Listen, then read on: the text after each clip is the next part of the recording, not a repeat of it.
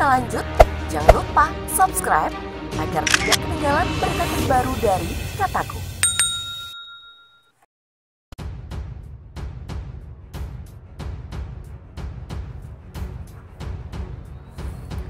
Kepala Dinas Penerangan atau Kadispen Kormada 1 TNI AL, Letkol Laut Fajar Tri Rohadi, menyatakan telah menyiagakan 4 kapal perang KRI jenis fregat dan korvet atau kapal anti kapal selam di perairan Natuna sepanjang wilayah Indonesia.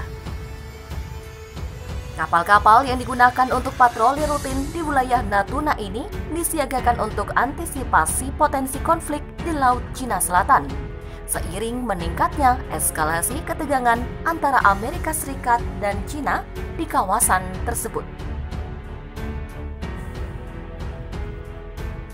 Pihaknya menyiagakan 4 KRI di Natuna.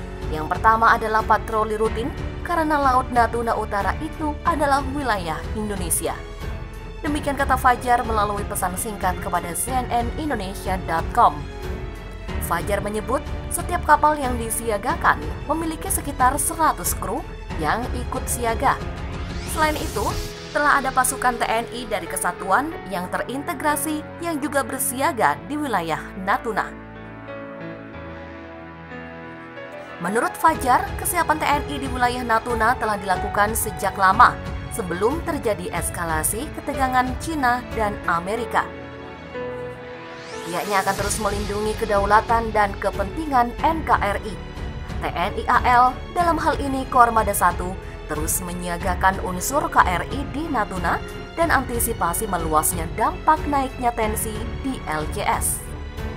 Eskalasi ketegangan antara Amerika Serikat dan Cina di Laut Cina Selatan kembali meningkat belakangan ini, dipicu oleh manuver Amerika menerjunkan 3 kapal induk di kawasan tersebut pada Kamis pekan lalu. Ketiga kapal induk itu masing-masing USS Theodore Roosevelt, USS Nimitz, dan USS Ronald Reagan. Masing-masing kapal induk dilaporkan mengangkut 60 pesawat. LCS sendiri menjadi salah satu titik rawan konflik antar negara. Di kawasan ini, sejumlah negara saling klaim atas kedaulatan teritorial berikut pulau-pulau di sekitarnya. Negara-negara yang terlibat saling klaim kedaulatan antara lain Cina, Vietnam, Malaysia, Filipina, Taiwan, hingga Brunei Darussalam. Posisi Indonesia, seperti ditegaskan Menteri Luar Negeri Retno Marsudi, adalah konsisten berdasarkan norma internasional yang tertuang dalam Konvensi Hukum Laut PBB atau UNCLOS yang disahkan pada tahun 1982. Di Laut Cina Selatan, Indonesia memiliki klaim tumpang tindih terkait perbatasan maritim hanya dengan Malaysia dan Vietnam. Konvensi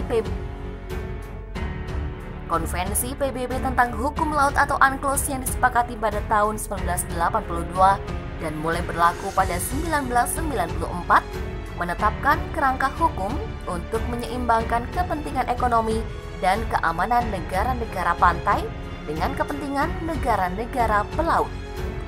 UNCLOS menetapkan zona ekonomi eksklusif atau ZEE, yaitu 200 mil wilayah laut yang memperluas hak eksploitasi tunggal kepada negara-negara pesisir atas sumber daya laut.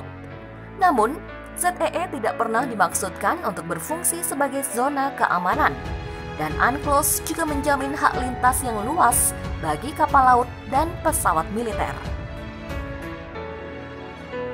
Sementara itu, juru bicara Menteri Pertahanan Bidang Komunikasi Publik dan Hubungan Antar Lembaga, Daniel Anzar Simanjuntak, memastikan Indonesia tidak akan memihak Cina maupun Amerika Serikat di Laut Cina Selatan.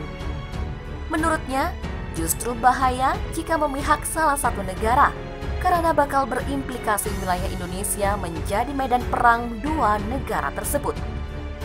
Kalau sampai kemudian menjadi proksi, maka kawasan Indonesia akan menjadi battleground, jadi kawasan perang. Jangan lupa, banyak negara superpower jarang sekali mereka melakukan perang atau battleground-nya di negara mereka sendiri.